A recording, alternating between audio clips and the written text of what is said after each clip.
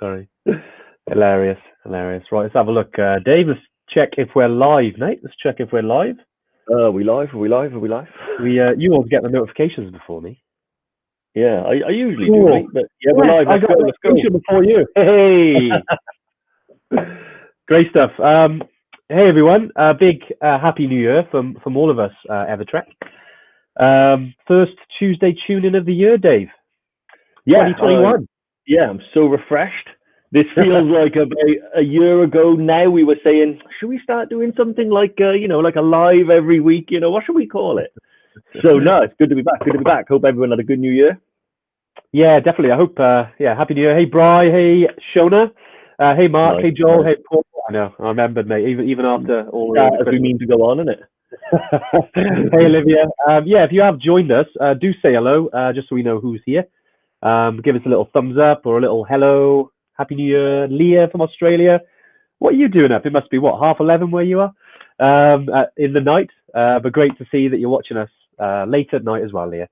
So it's been a nice break over Christmas, but it's also been a bit crazy because the last time we spoke, there's been all this craziness about variants, lockdowns. It's been fun. Well, not so fun, really, is it, Dave? It's been a bit of a. Oh, it's been crazy. As soon as you think you can plan for something, I know. It's been a bit of a strange Christmas, I think, for everyone, right? I mean, in the lead up to Christmas, I think when the last time we did a live, we were like, oh, it's going to be awesome, get together with your families and stuff. And then by the time Christmas happened, none of that happened. But, stay positive. It's been good. We had a little bit of time off as well, which was, most welcome, most welcome. But no, mate, I'm actually good to be, glad to be back now, mate. Glad to be back. Yeah, absolutely. It's certainly been a challenging time. And, we don't want to go into too much detail. Obviously, you can find all that information on the BBC News. With us, we're looking to plan ahead, which is what we talked about today. Is let's plan for when we can. Is the fact is it is challenging at the moment. We are more excited than ever this year. Because of last year, and we're determined that when we can get back to the mountains, we can and we will, and we're going to have a freaking awesome time. But in the interim, whilst these lockdowns and it's not going away, Dave, back last March when this happened, we were thinking, by what do you think? End of the season, July maybe, and then obviously last year happened.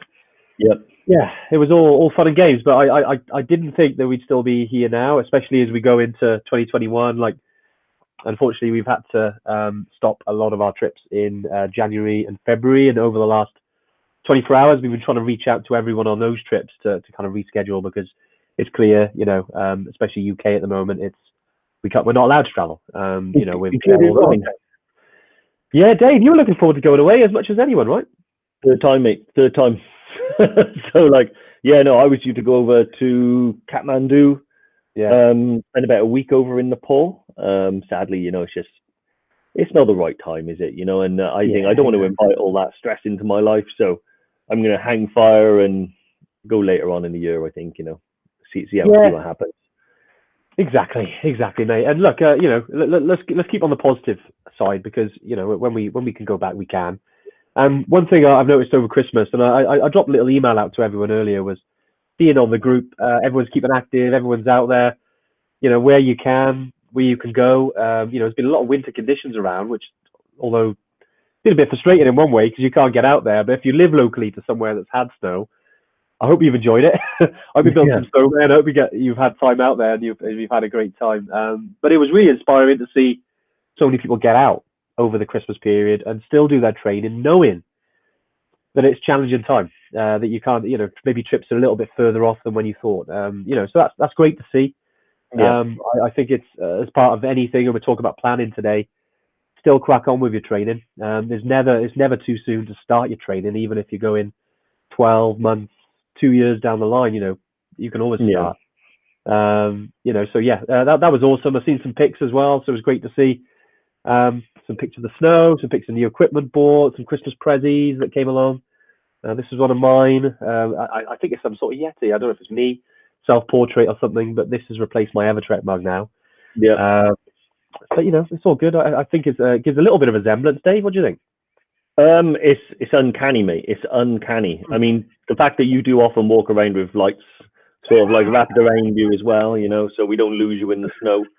But no, it's been great. Yeah, like you said, I think the training is something that's been particularly good. I mean, diet went out the window over Christmas, but training has been pretty good. I really enjoyed getting out there and doing some stuff. And I think that's probably the one thing that's kind of like keeping me sane at the minute. Is being able to get out there and get a sweat on, and like you said, it's good conditions. I mean, to be fair though, it didn't stop raining over Christmas, but as soon as the rain stopped, it started to freeze, and now we've got some awesome stuff. I'm trying to think what I have for Christmas. I don't know if I've got anything around my desk that I can show anyone. I tell you what, yeah, I did have a new thing. Okay. So this is what Fee got me, the Bimblin Yeti. It's a sloth with a pineapple on his head. That is very random, Dave. Yeah, so he goes up there, you see, next to Betty the Yeti. So like he's got a little that's his home there, look, Very good, mate. Look, that's a beautiful Prezi. Dave, I feel like you got something else on your desk as well. I don't know if you want to share. Well, I got a couple of things on my desk as well. One of the really good, exciting things that happened over the last few days was this. So next to me are the EverTrek jackets. So yeah, so everything, all the jackets that you guys ordered, support the team over there. We've got some really interesting, cool updates for you guys to show you just exactly how far the money went and what it did for the guys over there as well. So we'll be sending all that out to you guys soon. Yeah. But needless to say, it made a massive difference. So like all those jackets there that you guys got, for helping the guys in Nepal. We'll be sending those out over the next few days. Hopefully today, but it's about whether we can get to the post office because we are in a lockdown at the minute. But we'll be getting those out to you as soon as we can. Top priority. But honestly, guys, the difference that it made over there, and it's when you see what it did, and how many people it supported, and all the the food and the financial support that all the team got over there, it's made this sort of this whole COVID nightmare for them, so much easier to bear. It's bought the months of time that they're able to sort of, get by and wait till the industry kicks up again. So yeah, awesome job, you guys. Yeah, nice, Dave. Yeah, I couldn't have put any better myself, mate. It was seeing some pics and news. He's the one that's been helping us, our sort of Nepal operations manager. He put all this together, and obviously great to see so many orders come in. So they arrived in the office now. Me and Dave still working in the office, but the rest of the team are working from home at the moment because of the lockdowns, etc. But we'll definitely get them out this week. So you can see your jackets. They're lovely. We tried some on. They did give us a couple of electric shocks, though, Dave, didn't they? With all the that's one thing. I don't know whether it's like these things. So if you're wondering why some are red and some are, I believe the red, the girls, and the black is the guys. But for some reason, the static on these is you could set up a firework with your finger. I tell you, like I took one out just to have a look, and it was my old man's one, and I took it out to try it on. I can do that with my dad's. And I touched Andy, he got shocked. I touched the door, that got shocked. Everything gets shocked. So it's actually a remarkable way to ensure that people socially distance from you, because coming near you, there's a risk they'll get blasted through the wall or something, But that's just because they are shockingly good value. Very good, Dave. Jeez, I'm having a bad influence on you and my puns. What's going on? I wasn't a punner, remember? And years ago, I wasn't a punner, and then you punned me into the ground, mate. And now I think if you can't beat them, join them. Now, go back to the jackets. Fantastic effort by loads of you who's ordered them. I think we actually raised over, when we sent money over, was $5,000 US dollars, which was fantastic because we'll be sharing this on social media over the coming days. Yes, Shona, it is dad jokes, really bad dad jokes. Seems to be floating around the office right now, but we'll see if we can try and improve them in 2021. Maybe that's a New Year's resolution. I don't think we should make promises we know we're not going to keep. Okay, mate. Okay, that sounds good. This is the best it's going to be because we're still fresh from all the crackers, it's all downhill from here with regards to the jokes. But but we'll be sharing some images and who it impacted. Obviously, we want to help everyone as much as we can. But we got a lot of history over in Nepal with the people. We got some great team over there, and they've had it hard, like everyone has. We know that. I mean, the entire world's had it hard, but we try to make a little bit of a difference, support their families, and it was very greatly received. So Yeah. before we move on, just a huge thanks for me and the team. It's been great to see. So thank you very, very much for helping us with that. Right, Dave. Today then, where should we start? I mean, we always talk about let's plan for when we can. It was actually Jen, the lesser spotted yeti, who came up with it. We were chatting yesterday, and she just said it out of nowhere, and I was like, brilliant. Love that saying.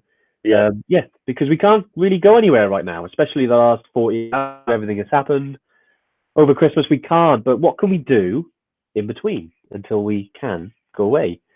And we were chatting yesterday, and we were thinking, like, when is the best time to plan or to book a trip or anything? And we agreed, and we had a chat, and we said, well, actually, now is the best time, because for me, Dave, I mean, I was talking to you about it, is that I think if anything last year taught us is that life can just change at any time, out of nowhere.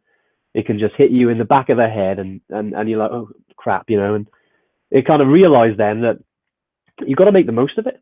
Like, we talk about this a lot, but making the most of what you got and getting on these trips is paramount, is hugely important. So now is the best time to plan and to get on these trips when we can, because as soon as we can, because you never know down the line, and fingers crossed, guys, that anything can strike at any time. So I always think the time you've got, maximize it. If that's ticking those things off your bucket list, if that's spending more time with family, that's going out hiking with your family or seeing more of your friends, whatever it is, everyone's Everest is different, I think. But if you're here, I like to think that there's a lot of our EverTrekkers are on here. You're into the mountains, you're into trekking. So right, let's try and help make that happen as quick as we can. So look, from us to you, we're here to help. These Tuesday tune-ins, we love doing them since last April when we started doing them. We're going to continue for the foreseeable because we love it. And we're here. This is what we're for. So any questions, fire them in today.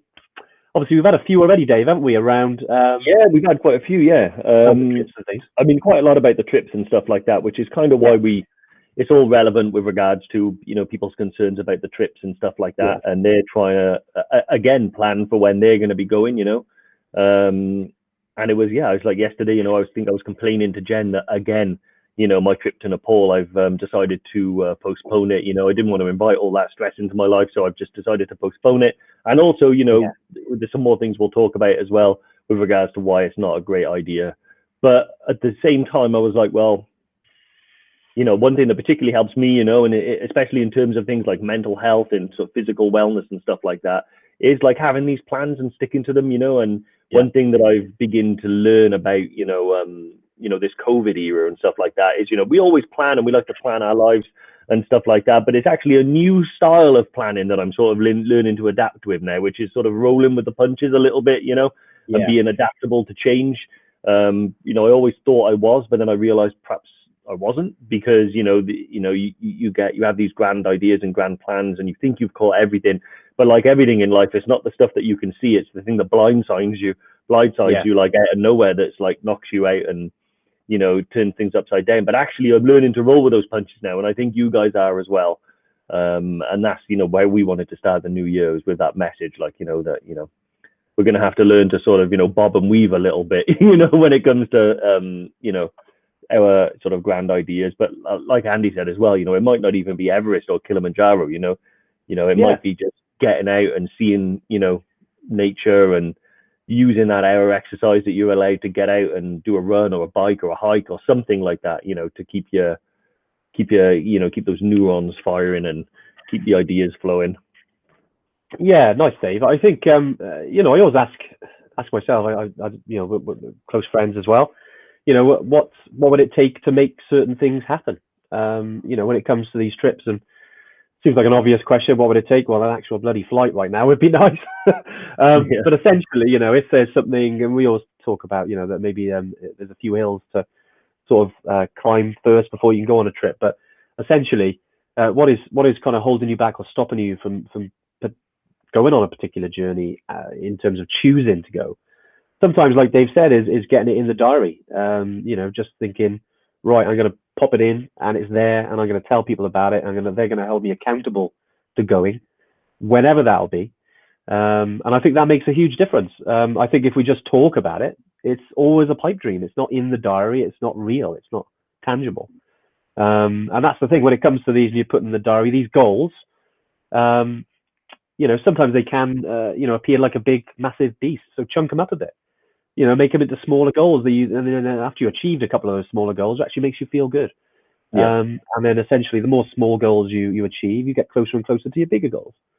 I hate to feel like I'm teaching people to suck eggs here. This is just stuff that we talk about, and I think it can make a difference sometimes because if you're on this live now, we know what sort of person you are really in terms of where you want to go, what you want to do, how you feel right now. Because much like like as Dave, he wanted to go on a couple of trips. Dave, I know you've had 3 or 4 trips you've had to postpone, like many people, but it's a bit crap. It's a bit like, oh, it is what it is. But let's plan for when we can.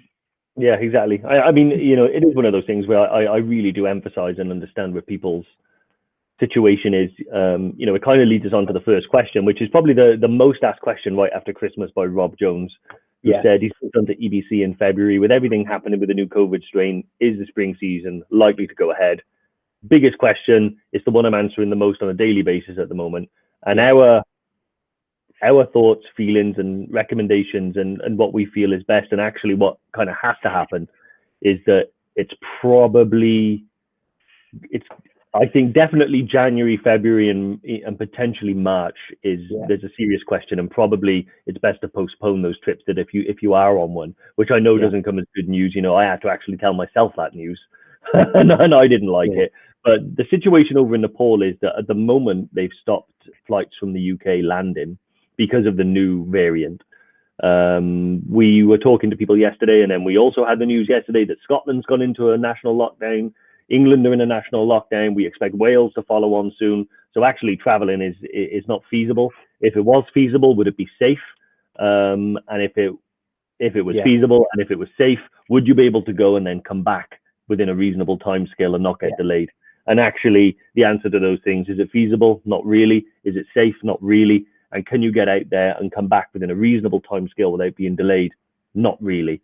And particularly when some people aren't even letting us in, some of those not reallys become definitely no's. And I think, what we don't want to happen is for you guys to go out there, because most of you are probably like me, which is like, if you saw a gap in the door, you'd go, but actually it's not the full experience. It's not going to be what you guys want to do out there. So we think definitely, and didn't it, January, February? Yeah, we've looked at over the last 40 hours, since coming back, we chat with the team, and obviously looking at the rules, because when we were last doing a Tuesday tune in, it was a few things that weren't what it is now. So you've had to take those into account, and obviously, especially the UK with the new variant and everything, and the new lockdowns. Yeah, it's clear that legally we're not allowed to run trips during January and February. That's clear. So we've had to, in terms of January, February, then we've had to get in touch with everyone there, reschedule their trips. The rest of the spring at the moment isn't, like it's not confirmed, because we're always a little bit flexible, but also from us as well, we've always liked to think that we're open and transparent with you guys. Anything that our thoughts, we want you to know that, because we like to think that we've got sort of good knowledge on what's going to happen. I don't think it's going to get any easier, unfortunately. So we are recommending that, look, if you're not up for last minute off the beat decisions, that you can make it like 2 or 3 weeks before, then it might be worth rescheduling, whether that be the autumn or into next year. Obviously there's trips during the summer which aren't, say, Nepal, because we have a lot of, I'd say 90% of our customers do go out to Nepal. Obviously we've opened up Kili, we've opened up South America and North Africa, and that's a little bit different because of the dates. But essentially, with the spring, we're sort of recommending that you do potentially reschedule a trip if if you're of the opinion you're not happy to wait until right before you can go, because that can be issues with flights. Obviously, if you booked a trip with us, we don't organise your international flights. To be honest, it's probably best because of all the changes we've had to make in the last year. But anything and everything to do with your trips, we are super flexible, guys. As you Yeah, know, if you've been around the community for a while, you can change your trip at any time. No fuss. And we'll obviously make the trip happen when we're allowed to go. So yeah, it comes down to you and how you feel about that, because as a professional trekking company, we can advise, and obviously legally we can't run trips in January, February, because people are not allowed to travel, and certain countries won't let us in.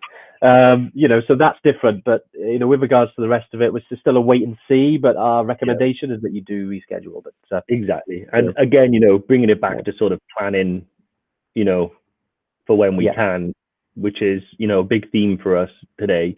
yeah, We're just thinking ahead now, it's so changeable. Like, no one could have predicted this new variant. I mean, maybe someone might have, yeah, but certainly us laymen weren't able to predict it. So yeah, it obviously threw a spanner in the works. Now, the thing is that we're looking at it and we're thinking, what was it like last year when it just started? Cases were similar to how they were now. We know what effect that had later on in the season. yeah, So, in terms of like planning ahead and things like that, we think it's best, that, like Andy said, that if you do want to reschedule and stuff like that, and just to reassure you as well, isn't it? And that yeah.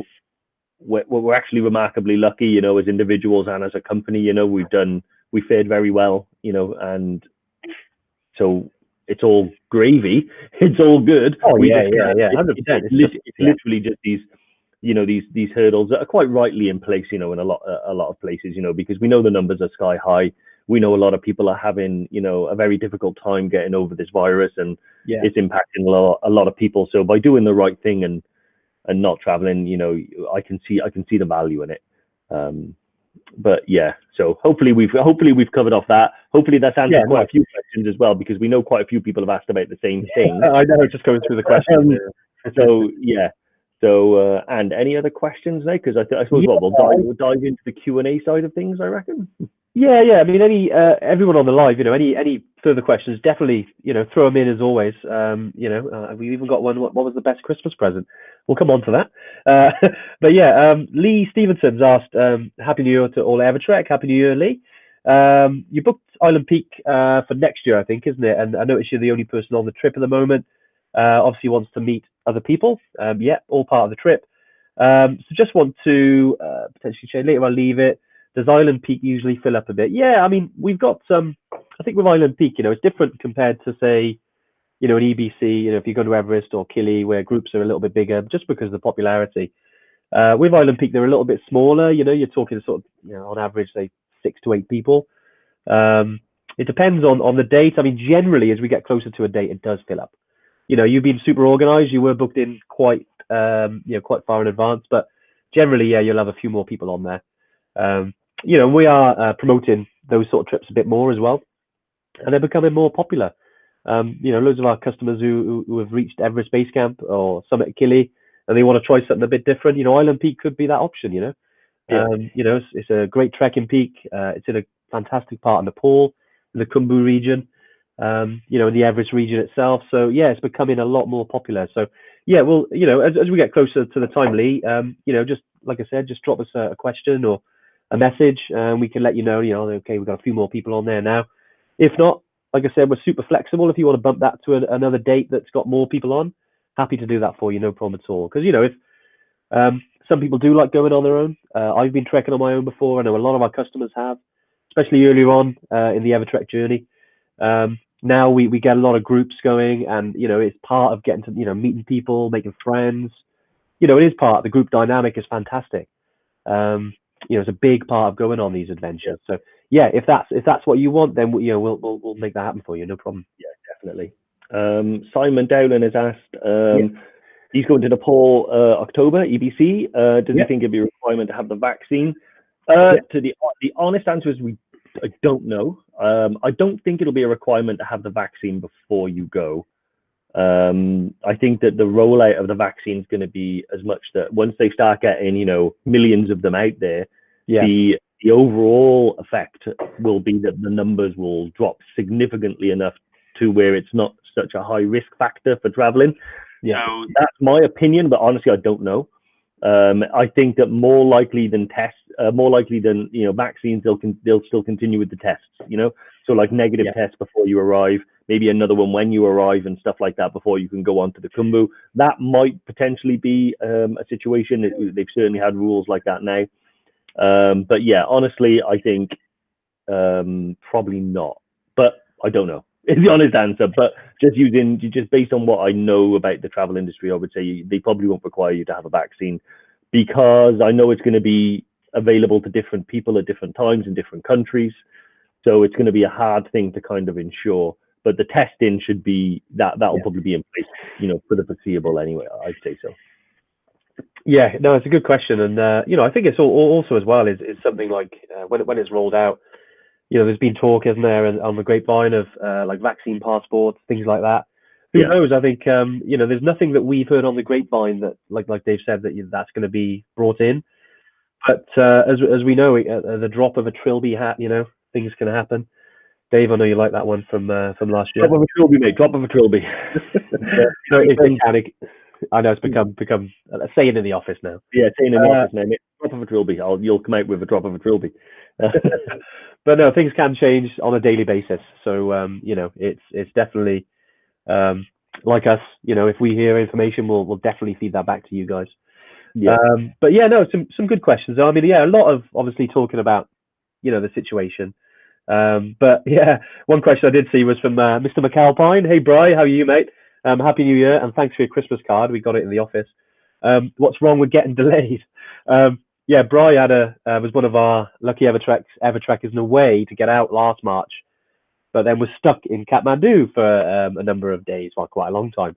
But yeah, there's certain benefits to being stuck in Kathmandu in a lovely 5-star hotel with plenty of beers and a relax. But it's not something that we want to do on a regular basis. But even though it's nice sometimes, just because it's as Dave said earlier about if you can get out to a country and we can't get you back, it's not great, really. We don't want to be sending 300 people out and you can't get back. That can turn into a major incident. So we've got to be careful with that.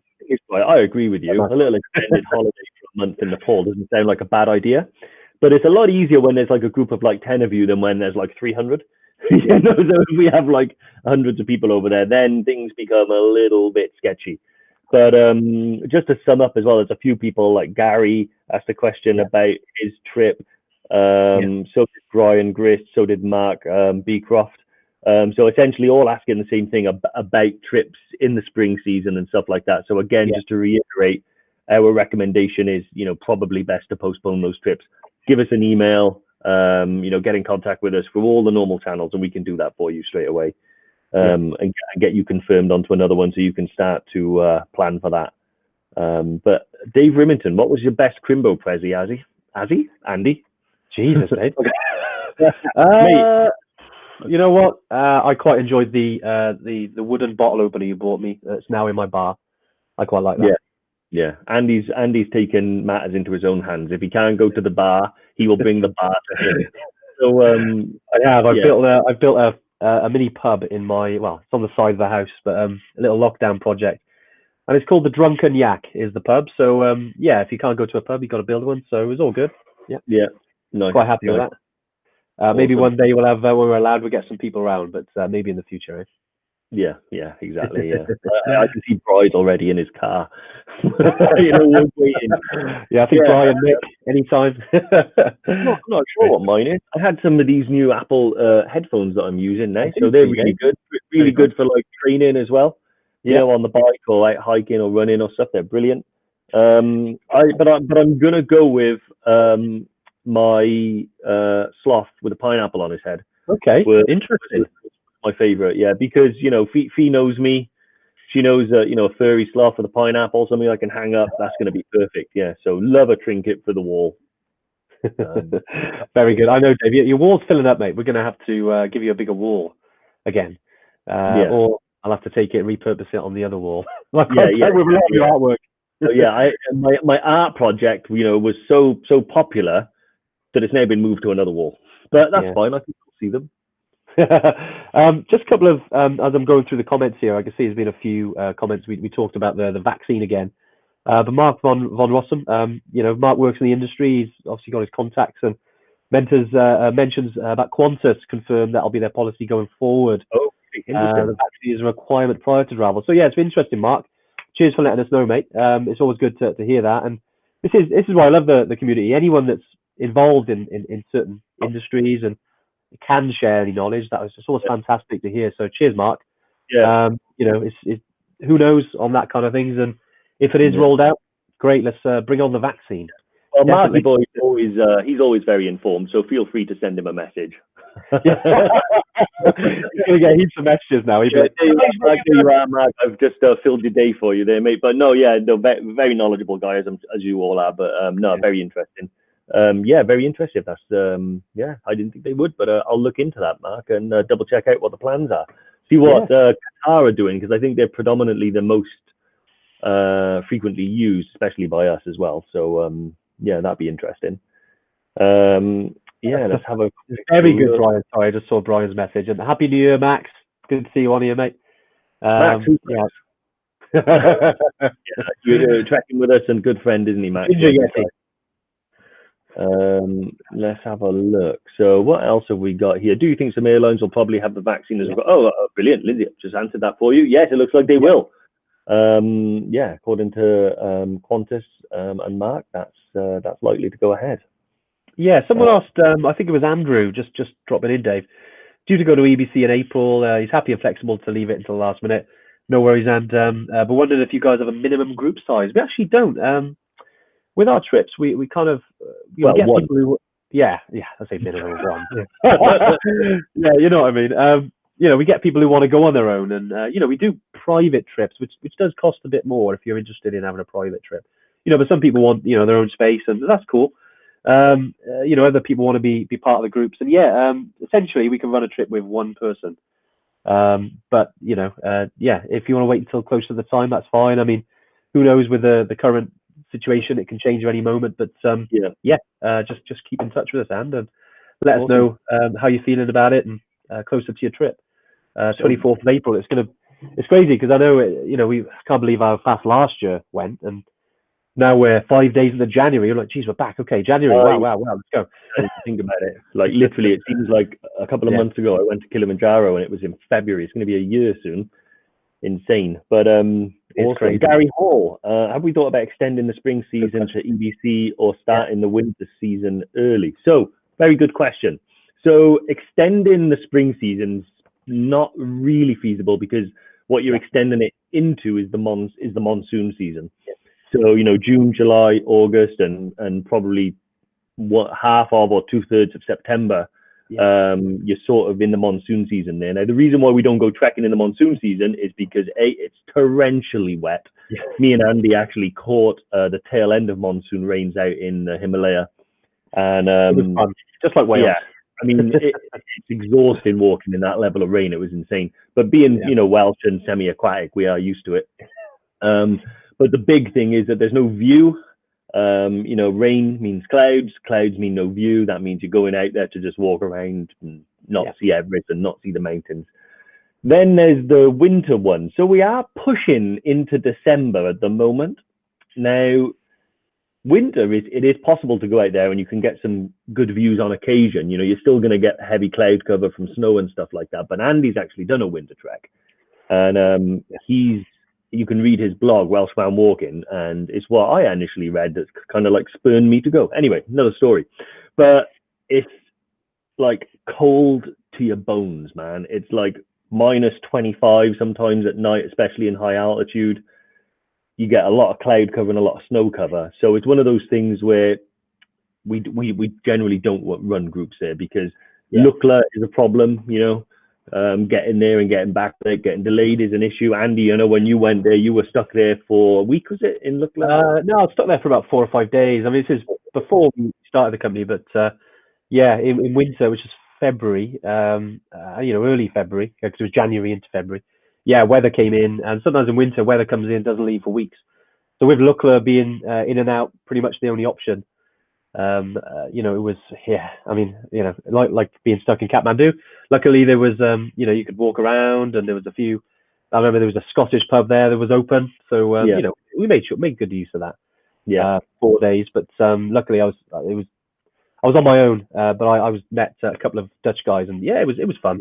But you know, when it comes to running trips, you know, it makes it very difficult during monsoon and during winter, which is why we don't run trips during then, essentially, because of the issues. Because it's just hard to stick to dates. You know, if you've got heaps of time, it's probably not an issue. But in terms of group trips, we don't run them during those times. Yeah, and I'm being punched in the rib by Lauren, sort of figuratively speaking, just to clarify an issue. Okay. Yeah, so if you do go, so it was going back to like the minimum group size. Oh yeah. If there's like one of you on a group, so if one person books, we guarantee the trip to go ahead. We don't cancel trips based on, you know, a low number, but also it doesn't cost any more or any less to go on your own. So the price is the price. You book on, and then hope, you know, 9 times out of 10 or 99 times out of 100, there's a group involved, because that's the nature of how we fill them. Very few occasions, you know, if it's like particularly you know, a trip that that's maybe not as popular as, say, classic EBC, so something like Island Peak or Mera Peak. You know, if there's an individual that's booked to go and no one else books, we guarantee the trip to go, but you don't pay a premium for that. It is what it is. Yeah, nice. Yeah, yeah.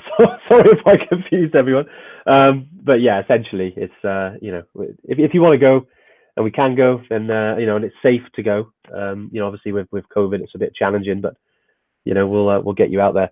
Yeah, I see Lauren's posted one of my old blogs.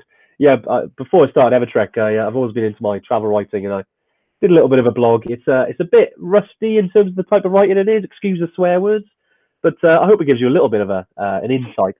I like it. It's still my favorite blog you've ever written. Yeah, I did go through it. It's I realized my grammar was rubbish. No, honestly, don't change a single thing. I love it the way it is. That blog actually means a lot to me, so I want a copy of the original if you're going to change it. Because going back before any of this existed, before I was sat in this office and stuff like that, me and Andy worked together in a bank, weirdly. And dark days. No. Dark days. And we like, me and Andy became friends over like a mutual love of like Lord of the Rings and geeky stuff like that. But actually, we never really, that environment was such that we couldn't sit down and talk a lot. And then I left the bank, and then eventually Andy left the bank, and we were still friends on Facebook. And then, you know, it might have been 2 years later or maybe longer, I don't know. I just saw him post this blog, and it was in the middle of his trip or towards the end. I was like, what? He's gone to base camp. And then I read it, and then I went back and read the whole thing. And it's still on one of our little posts, isn't it? Where I just dropped Andy a little message on Facebook. Yeah. And I said, oh, when you get back, let's hook up. I wanna know about this. And all I wanted really was a recommendation about, you know, book with this airline, go here. And now I'm here, and it's my whole life. I was going to say, you're a customer one, weren't you? You were customer zero. I like to call myself. You know, patient zero. So arguably, it's all my fault. But yeah, it's amazing. And actually, out in behind me in that other room, me and Andy met in Bill's Cafe in Cardiff, and I asked the waiter for a pen and paper, and he gave me like a thin receipt roll like that and a pen, and that was the first ever EverTrek kit list written on that receipt. All from Andy's recommendations, and I kept it for years in my wallet, and it went to base camp with me twice, and then I put it in a frame and gave it back to Andy then for Christmas. And it's so funny to look at that thing every time I go out there. I look at it and I think, wow, that was the first guide. It's evolved a little bit more now. We got slightly more advanced than back of receipts. I like to think it's a little bit different these days. But no, it's great. I love it when you tell that story. It's always nice, and all of you guys, you know, it's like I see this as part of a community, and we've all got our own stories and our own adventures, and that's why I love this kind of thing, because we can all share that. You know, it's fantastic, and that's what we're here for. We're here to help you get out there when we can. You know, we want to get out there as soon as we can, and I know loads of you have released some of your blogs as well. You know, I know I've done one, but I've seen a few ones I've really loved. I think it was Brooke. Shona's done one. I think Ramona. There's been some loads of people have done it. I'm sorry if I've forgotten the ones you've done, but some of them are fantastic because they do give a little bit of an insight into what the trip is like. And you know, if you know a little bit more before you go, I think it makes a huge difference when you're out there. You know, and other people have have done these things, and it helps. You know, it really helps. You know, Yeah, to know that anyone can do it. it does. You know, if you want to do it, if you got the right mindset, you got a bit of if you got a bit of motivation, you want to take on the challenge, anyone can do it in my eyes. Exactly. That's how I know, when people worry about like Yeah, the first time I ever went, I didn't even bring like a duffel bag or anything. I brought a rucksack, yeah, and my entire setup I think weighed about 13 kilos, everything. And I'll be honest, I wish I brought more pants. But like, but yeah, it is possible to do EBC without 30 kilos of gear. yeah, But yeah, no, that's what, just thinking about this time now, many of you, it might be your first time going and stuff like that.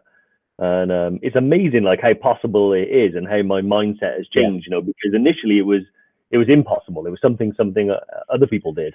And I yeah. was working for a bank and I was fat and unfit and unhappy, not depressed, but not doing everything I wanted to do, And Yeah. then literally I just saw a mate who I used to work with had gone and done it. And I was like, well, we're not so different, him and I, Exactly. and then, I just did a little bit of training and put a little bit of effort in. Well, a lot of training back then, but I had a lot to do.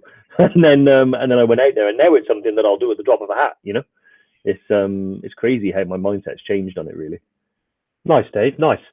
A couple more questions then. I know we've been going for 40 minutes. It's been flying by, isn't it? Someone did ask, who was it? I think it was Ash. Trekking EBC next October.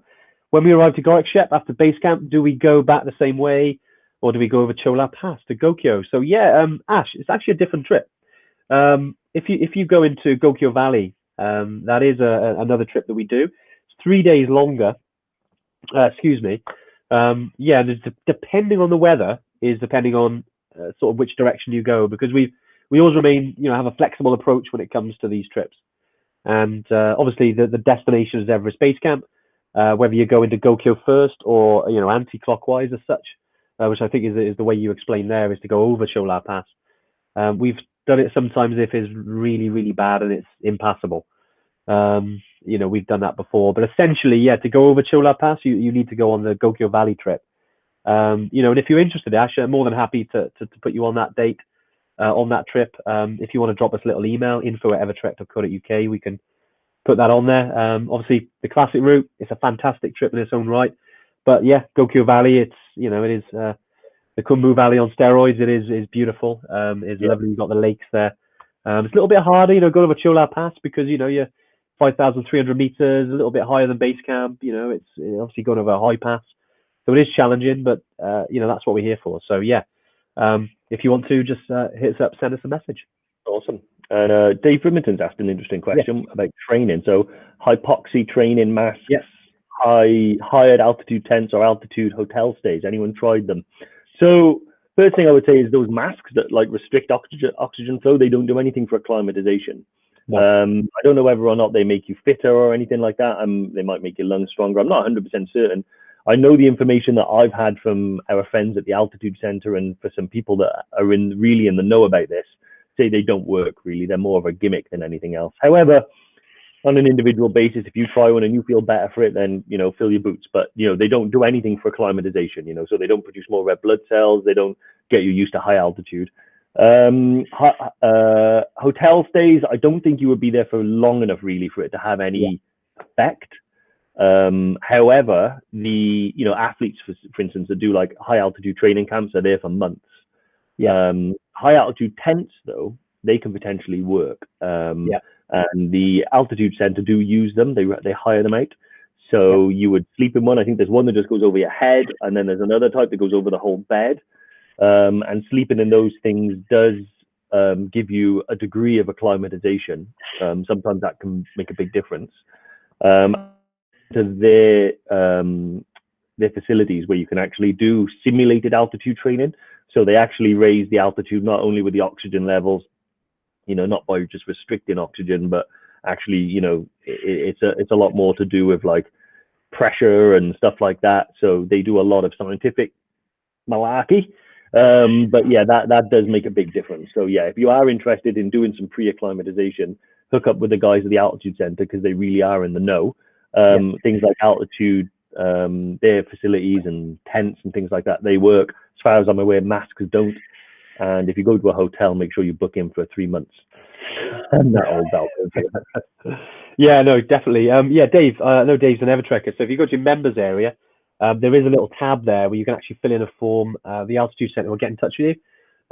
Just so you know, they do basically private, different things depending on your situation, depending on when your date is, and they can come back to you with some ideas and plans.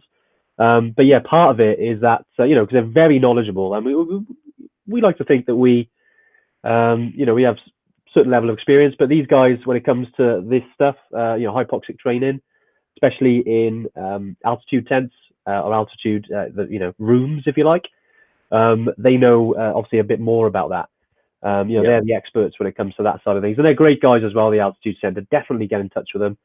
There's like the way we always talk about it is, don't use it as a instead, do it as an add-on. Yeah. So, like you don't need altitude tents to succeed at altitude. If you go to an Everest base camp, Machu Picchu, any peak, Kilimanjaro, with the right training, the right mindset, and doing the right things on the trek, you will enjoy your trip, and altitude will be fine. Yeah. To supplement that, you can use altitude tents. They're really used by people who like to go a bit higher. People who are summiting Everest. People who want to have less days to acclimatize. Basically, it's a way of doing it. So that can assist with acclimatization. But there's the tried and trusted method, slow and steady. Sleep high, hike high, sleep low when you're on a trip. Doing the right things, getting your body in the right place, getting your mind in the right place. Those things, in our opinion, are the things you can focus on. But these things are here. Now it's proven that these altitude tents do work. There's some science behind it, and if you want to use that as well, it's not going to hurt you. Definitely. So yeah, give the guys Sam and his team at the Altitude Centre, give them a little message. And like I said, it could be in the members area. You'll see a tab there, and you can just fill in the details. They go back to you then. They're all working from home at the moment, and it is closed because of lockdown, but they'll be able to give you some advice on how to proceed next. Yeah, I really like what you said there, actually. Yeah, it's not a substitute for a proper acclimatization and following the mountain rules and things like that, but it can give you peace of mind, and certainly if you go in 6,000 meters and above, it can make a difference. But like I know myself and Andy have been to base camp and Kilimanjaro, excuse me, done those things many times, and actually been there successfully and done it successfully just by walking slow, hydration, staying positive, that type of thing will make a huge difference. Love that. Let's have a quick look. Happy New Year, James. Oh, Tembo, mate. Happy New Year, mate. I've seen he's been out on his bike quite a lot recently, so I know he's been putting the miles in. He has. Yeah, James came with us to, luckily, before all this kicked off, he summited Kili with us back, seems like an eternity ago now, but James smashed it. He was on the summit of Kilimanjaro, and he's looking forward to some future adventures on his bike, Dave, right? Yeah, exactly, mate. Yeah. So yeah, who knows? Well, we'll be over the. I mean, let's talk about maybe going ahead now. I know we've got a lot of questions we've taken on here. Yeah. But we got a lot. Even though things are happening, just like last year, we like to think that we're controlling the controllables. We're sticking to our own sphere of influence, and we've got lots of stuff we're going to introduce this year. And obviously, I didn't want to steal Dave's thunder there. No, mate. Go ahead. We got lots of exciting stuff going ahead. New trips for us, because we're not going to stop. Although we can't go to these countries, we're still going to plan for when we can. And part of that is new trips. Part of that is new stuff. Maybe in the UK, if we're not allowed to travel, we're trying to introduce some more stuff. I know we've talked about Snowdonia, Scotland trips. Different kind of trips for us, really, because essentially, high altitude trekking is where we're at. But yeah, we've also got something on the side, which will be announced very, very soon, which we're really excited about, which is not on your feet, but on two wheels instead. And it's a separate thing, but it's part of the same adventure circle, as we like to call it. And we're really excited about that. We'll definitely give you more information when we've got it in terms of trips and things like that. But we're really excited, and you're on here. We thought we'd give you a little snippet of what's to come. That's a kind of new adventure for us on the side, but it's going to be a big adventure as well, just as big as us. And we're really excited about that, aren't we, Dave? Yeah, mate. I can't yeah, can't express how happy I am about this, because one of the things we've always done is that if we enjoy something and we want to do it, then we go into it 110%. And Yeah, that's what we've done with this new thing. And yeah, I'm sure we'll do a proper big, fluffy announcement 100%. with it, but that's a nice little teaser. And, it's going to be seriously epic, seriously epic. It's going to be Yeah. fantastic. And I can't wait to share it with all of you guys. And yeah, it's going to be epic. Joel Palmer, get in. Damn right, my friend. But yeah, like those of you that know this, know I do a lot of training on the bike as well. I used to do a lot of running, but my knees are now ready, fit to burst. So I do cycling now predominantly, and it's always been a passion of mine. And yeah. We will come back to my chair a sec. All right, yeah, no worries, no worries. But no, we'll with more information on that, we'll definitely give you guys some more concrete info. But essentially, it does involve two wheels and it does involve mountains, and it's going to be fantastic. So we'll give you more on that. But that's something separate. When it comes to trekking, when it comes to climbing, we've got lots to look forward to this year, especially some more adventures that might be a little bit closer than Nepal or South America. We're going to try and do some more around Europe if we can. But it's got to be altitude, it's got to be trekking and climbing. We can't wait. So yeah, we'll definitely keep you guys hooked up with all that. Yeah, for all of you, we're not long now until we sign off, but keep going, stay positive. I know it's challenging right now. I know the news over the last couple of weeks, 48 hours, whatever. It is what it is. Let's crack on. Let's control what we can control. Let's plan. Let's plan now for when we can, and we'll have an awesome time when we can. Yeah. And but we're here. We're going to continue to do these every week. Hope you've enjoyed today. A little bit different, We thought we'd start like this in the new year because 2021, we want to make it an awesome year. But we've obviously got restrictions now. But we're here again to make that happen for you. And Dave, is there anything you want to add before we're finished? Yeah, I think it's been like we really wanted to do this really just to kickstart all of you guys, everyone in the community, and ourselves off on the right foot. 2021 already has tried to kick us in the balls, but we're not going to let it happen. We're going to bob, we're going to weave, we're going to roll with the punches, and then we're going to do what we need to do and get done what we want to get done. And honestly, I feel like so happy, just to see all you got. I was going to say see all your lovely faces, see all your lovely names. And, I can see the profiles.